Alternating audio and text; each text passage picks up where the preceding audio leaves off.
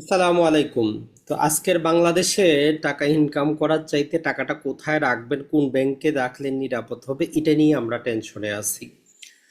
তো বাংলাদেশে অনেকগুলো ব্যাংক আছে, মোটামুটি 60টার উপরে ব্যাংক আছে, কিন্তু কাজের ব্যাংক যদি আমরা বলি 10টার মতো। তো আজকের ভিডিওতে আমরা মোটামুটি 10টার মতো ব্যাংক দেখাবো, এবং এই ব্যাংকগুলা কেন ভালো শুধু আমি বলতেছি বলে ভালো না, বা আপনার রহিম সাহেব, করিম সাহেব, আপনার বাবা মা বলছে ভালো এই জন্য না।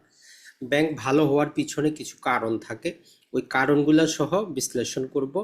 তাহলে আপনি নিজেই সিদ্ধান্ত নিতে পারবেন যে কোন ব্যাংকটাতে আপনি বিনিয়োগটা করবেন। আরেকটা জিনিস মনে রাখবেন, বাংলাদেশে এখনো কোনো পূর্ণাঙ্গ কোনো প্রকার ইসলামিক ব্যাংক নাই, কোনো নীতিমালা নাই। আপনাকে লেনদেন করতে হয়, ওই জন্য আপনি করেন। এই যে ফার্স্ট সিকিউরিটি ইসলামিক ব্যাংক, তারা ওয়েবসাইটটা পর্যন্ত তারা ডাউন করে রেখেছে। আমারও টাকা জমা জমা আছে। তো যারা ওই 5টা ব্যাংকে বিনিয়োগ করেছেন বা টাকা পয়সা আছে, তাদের তো দ্রুতই আসবে। যাই হোক, প্রথমে আমরা দেখি যে আসলে একটা ব্যাংক যেটা আছে, এই ব্যাংকটা ভালো হওয়ার জন্য কিছু নির্দিষ্ট কারণ আছে। একদিনে একটা ব্যাংক কিন্তু ভালো হয় না, কিছু নির্দিষ্ট প্যারামিটারের উপর ভিত্তি করে আমরা বলি যে ব্যাংকটা ভালো। একটা হচ্ছে ব্যাংকের ক্রেডিট রেটিং। ক্রেডিট রেটিং হচ্ছে এগুলো ইন্টারন্যাশনাল কিছু স্বতন্ত্র অথরিটি আছে, ওইটা একটা ব্যাংকে যাচাই করে তাদের কিছু রেটিং দেয়। Triple A, double A, A, B, C এরকম ক্রেডিট দেয়। তো ট্রিপল এ থাকলে ওই ব্যাংকটা ভালো, তাহলে ক্রেডিট রেটিং একটা জিনিস দেখতে হয়। এর ফলে নন পারফর্মিং লোন, ব্যাংক যে লোনগুলো দিয়েছে এর মধ্যে ব্যাড লোন কতগুলা, কত শতাংশ, এটাও নির্ভর করে ব্যাংকটা কিরকম হবে। এই যে ইসলামিক ব্যাংকগুলা বন্ধ হয়ে গেল বা মার্জার করা হচ্ছে জোর করে, এর কারণ হচ্ছে 80% লোন রিকভারি হবে না। এটা ছাড়া অ্যাসেট এবং ডিপোজিট রেশিও, আপনি যে টাকাটা জমা করতেছেন ব্যাংক তার কত শতাংশ মানুষের কাছে ডিপোজিট ইনভেস্ট করতে পারছে তার উপর নির্ভর করে। এটা ছাড়া ক্যাপিটাল এডিকুয়েসি রেশিও, সিএআর। এটা ছাড়া আরেকটা হচ্ছে, একটা ব্যাংক তো আর এক বছরে আমরা বলতে পারবো না ভালো, এটা গত কয়েক বছর ধরে এর সাস্টেইনেবল প্রফিট গ্রোথটা কেমন, বোর্ড অফ ডিরেক্টরের ক্ষমতা কেমন, কারা পরিচালনা করতেছে। যেমন ইসলামিক ব্যাংকটা ভালো ছিল, এসালো মাসে সেটা কি করলো। তো এটা ছাড়া সবচেয়ে বড় হচ্ছে গ্রাহকের আস্থা। কোনো ব্যাংকে যদি গ্রাহকের আস্থা না থাকে, ব্যাংকের যত কিছুই ভালো থাকুক ব্যাংকটা ভালো করতে পারবে না। কারণটা মনে রাখবেন যে আপনি যখন ব্যাংকে 100 টাকা রাখেন, এভাবে 100 জন যখন রাখে ব্যাংক, তারপরে টাকাটা লোন দেয়। এখন যে কোনো সময় আপনি যদি উপস্থিত হন, 100 জনই উপস্থিত হয়ে টাকাটা যদি আপনারা চান, ব্যাংক দিতে পারবে না, বিশ্বের কোনো ব্যাংকই দিতে পারবে না। আপনার 100 টাকা জমা করলেন, ব্যাংক সেখান থেকে 80 টাকা আরেকজনকে লোন দিল, 20 টাকা থাকলো। আরেকজন ওই যে যে 80 টাকা লোন নিল, সে কোনো ব্যাংকে জমা করলো, সেখান থেকে তারা 70 টাকা লোন দিল, মানে 100 টাকা থেকে 1 লাখ টাকা হয়। এখন ওই 100 জন একসাথে চলে আসলে তারা টাকা দিবে কোত্থেকে? তো এই জন্য যে কোনো একটা ব্যাংক ভালো হওয়ার পিছনে অনেকগুলা কারণ আছে। এখন আমরা যে জিনিসটা দেখার চেষ্টা করি, এই যে ক্রেডিট রেটিং সবচেয়ে গুরুত্বপূর্ণ একটা সূচক। এই ক্রেডিট রেটিং যে সমস্ত ব্যাংক ট্রিপল এ যুক্ত থাকে, ওই ব্যাংকগুলোতে বিনিয়োগ করা, টাকা রাখা একদম সম্পূর্ণ নিরাপদ, কোনো ঝামেলা হয় না। বিদেশি যে বিভিন্ন বড় বড় কোম্পানি আছে, ইনস্টিটিউশন আছে, এরা বাংলাদেশি ব্যাংকগুলোতে কি দেখে, এই যে এলসি করার ক্ষেত্রে রেটিংটা কেমন। এটা হচ্ছে এক নাম্বার জিনিস, কারণ না হলে তো টাকাটা দিবে না।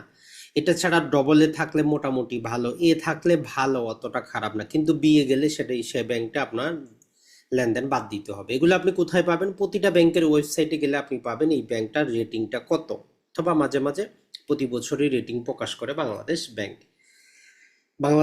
এবং একটা যে আন্তর্জাতিক রেটিং এজেন্সির তথ্য অনুযায়ী যদি আমরা দেখি, বাংলাদেশে বর্তমানে আজকে 2025 সালে, মানে 2024-এর টোটাল জিনিসগুলো যাচাই বাছাই করে তারা বলতেছে যে BRAC Bank, Eastern Bank, Trust Bank, City Bank, NCC Bank, Pubali Bank, Dutch Bangla Bank, Premier Bank, Islamic Bank, Jamuna Bank এবং ব্যাংক এশিয়া, এই ব্যাংকগুলা যদি আমরা বলি মোটামুটি ভালো, বাংলাদেশের টপ ব্যাংকগুলোর মধ্যে আসতেছে। এর মধ্যে ইসলামিক ব্যাংকটার মধ্যে একটা জিনিস হয়েছে, গ্রাহকের আস্থা আছে, যদিও এস আলম এটাকে খালি করে দিছে, কিন্তু গ্রাহকের আস্থা থাকার কারণে, প্রবাসীদের আস্থা থাকার কারণে বাংলাদেশের 80% রেমিটেন্স ওই ব্যাংকের মাধ্যমে যাচ্ছে। এর কারণে এদের বৈদেশিক মুদ্রা, এর ব্যাংকের যে ইন্টারন্যাশনাল অ্যাকাউন্টের টাকাটা তারা বিভিন্ন জায়গায় বিনিয়োগ করে লাভটা বেশি করতে পারবে। তো আগামী 1 থেকে 1.5 বছর লাগবে ইসলামিক ব্যাংকে ঘুরে দাঁড়াইতে। আগামী 2 বছর পরে আমরা বলতে পারবো যে বাংলাদেশের একদম একটা sustainable top bank Islamic bank. এখন আসি অ্যাসেট এবং ডিপোজিট রেশিওর ক্ষেত্রে যে জিনিসটা দেখা হয় সেটা হচ্ছে যে ব্যাংক তার গ্রাহকের আমানতের কত শতাংশ ঋণ হিসাবে বিতরণ করছে বা বিনিয়োগ করতে পারছে। তো এইটার ক্ষেত্রে বাংলাদেশ ব্যাংকের কিছু গাইডলাইন্স আছে, কিছু নীতিমালা দিয়ে আছে, যেখানে আমরা বলি যে সিআরআর, এসএলআর, এডিআর, আইডিআর, অনেক কিছু ক্যালকুলেশন আছে। তো সেগুলো না বুঝেও আমরা যদি এক্ষেত্রে দেখার চেষ্টা করি যে ইসলামিক ব্যাংক 91.9% রেশিও নিয়ে শীর্ষে অবস্থান করতেছে, যে মানে গ্রাহক যতগুলা টাকা জমা করতেছে সে মোটামুটি আইন মোতাবেক বিনিয়োগ করতে পারতেছে। এখন এনপিএল বা খেলাপি ঋণের হার যত কম, ব্যাংক তত ঝুঁকিমুক্ত। যে টাকাটা আপনি ইনভেস্ট করতেছেন সেটা যদি আপনার টাইম মতো ফেরত না আসে, আপনি তো ফেঁসে যাবেন। আপনি 10 লাখ টাকার মালিক, কাউকে আপনি হাওলাত দিচ্ছেন, সে টাকা সময় মতো টাকা দিচ্ছেন, আপনি তো ফকির, ব্যাংক ওই রকম ফকির। তো এটাকে আমরা বলি যে এনপিএল, এই যে নন পারফর্মিং অ্যাসেট হয়ে যায় যখন খেলাপি ঋণটা আসে না, যদি কিছু থাকে এগুলা নন পারফর্মিং অ্যাসেট হয়ে যায়, তো সেগুলো ব্যাংকের কোনো কাজে আসে না। এখন যদি আমরা পূর্বালী ব্যাংকের এনপিএল মাত্র 2.86%, মানে খেলাপি ঋণ এদের কম, নাই বললেই চলে। এরপরে আমরা দেখার চেষ্টা করি যে ক্যাপিটাল এডিকুয়েট রেশিও সি।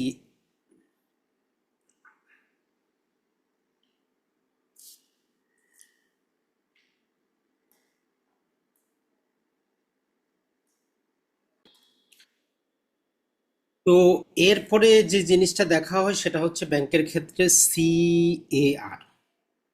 এখন এই নিজের ফান্ডের মাধ্যমে ঋণ ক্ষতি সামলাতে সক্ষম কিনা। ব্র্যাক ব্যাংকের যদি আমরা সিআর দেখি মোটামুটি 18.61, যমুনা ব্যাংকের 16%-এর উপরে, যা তাদের আর্থিক স্থিতিশীলতার একটা নিদর্শন। এটা ছাড়া এই যে কন্টিনিউ বছরের পর বছর সাস্টেইনেবল প্রফিট দেখানো, অল্প হোক বেশি হোক ধীরে ধীরে, এটা একটা গুরুত্বপূর্ণ জিনিস। প্রিমিয়ার ব্যাংক, পূর্বালী ব্যাংক ধারাবাহিক ভালো প্রবৃদ্ধি দেখিয়েছে, যেখানে কিছু ব্যাংকের প্রবৃদ্ধি অনিশ্চিত। তো তার মানে এই ব্যাংকগুলো এই জন্য আমরা ভালো বলতেছি, এটা না যে এই ব্যাংকটার নাম সুন্দর, এই ব্যাংকটা ভালো এই জন্য। এটা ছাড়া সবচেয়ে বড় হচ্ছে গ্রাহকের আস্থা আসতে কিনা ওই ব্যাংকের উপর। যেমন ইসলামিক ব্যাংকে এত কিছু করার পরও গ্রাহকের আস্থা আসতে বলে ব্যাংকটা ঘুরে দাঁড়াচ্ছে, আগামী 1 বছরে ঘুরে দাঁড়াবে। পরিচালনা পরিষদে যারা আছেন এদের দক্ষতাটা কেমন, তারা সময় মতো টাইমলি সব কিছু মেনটেন করতেছে কিনা।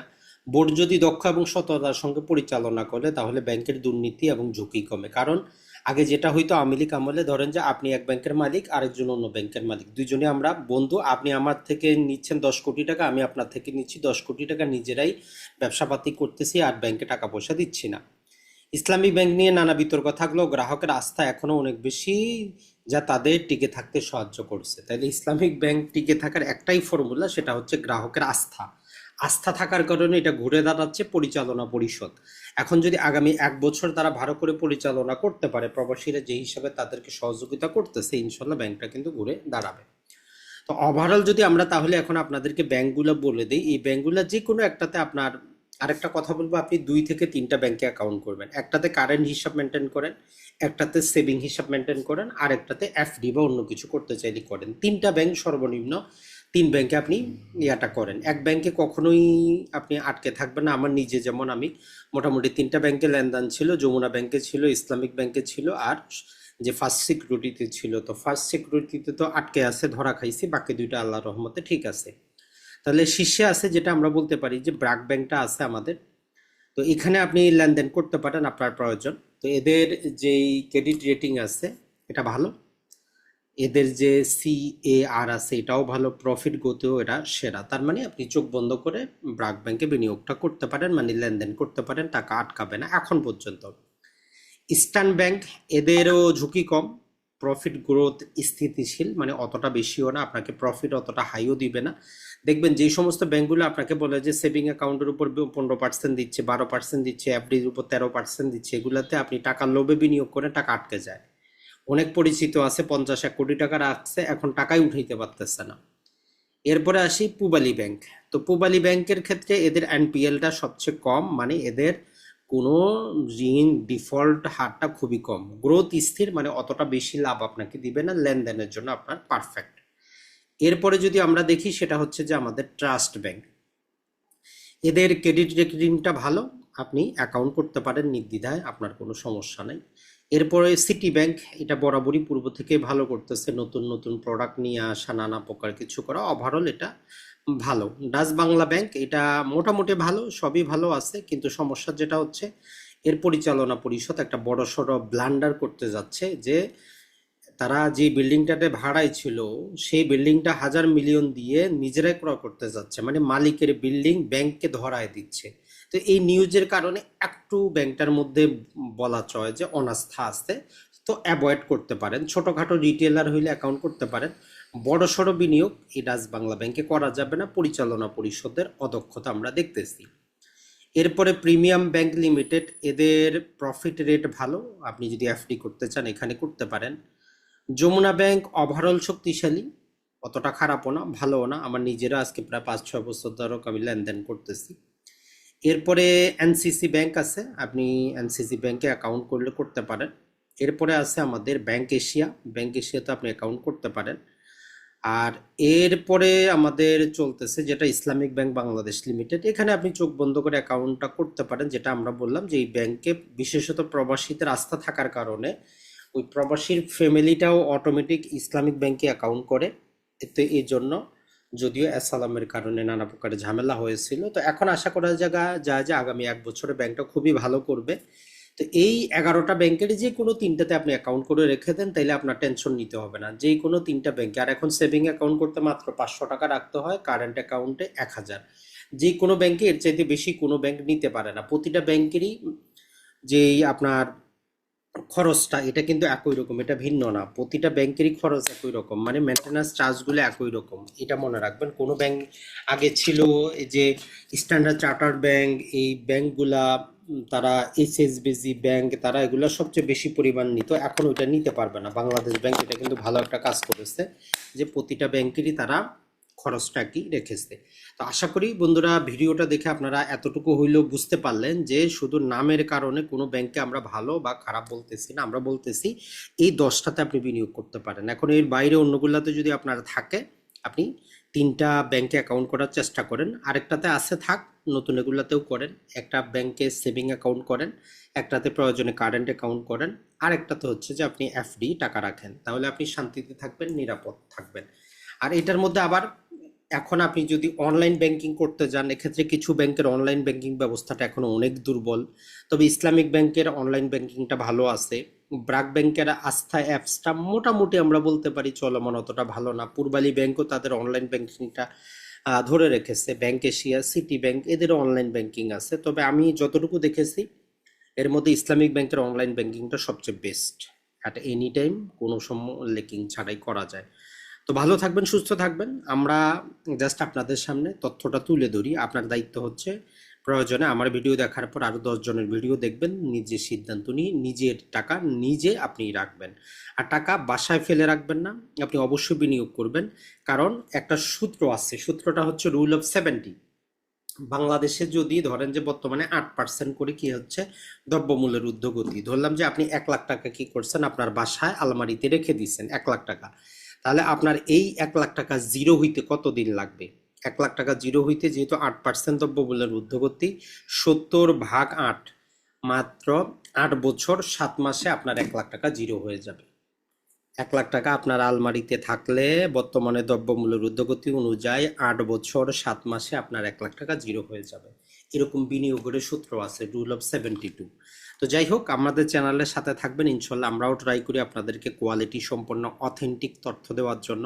এজন্য আমাদেরকেও পরিশ্রম করতে হয়, অনেক জিনিস আমাদেরকে কি করতে হয়, নানা প্রকারভাবে যাচাই বাছাই করি তথ্যগুলো আপনাদেরকে দিতে হয়। ভালো থাকবেন, দীর্ঘ এই পথ চলায় 2017 থেকে আজকে 25, মোটামুটি 8 বছরের আপনাদের ভালোবাসায় আমরা এই সাতকাহন গড়ে তুলেছি। আসসালামু আলাইকুম।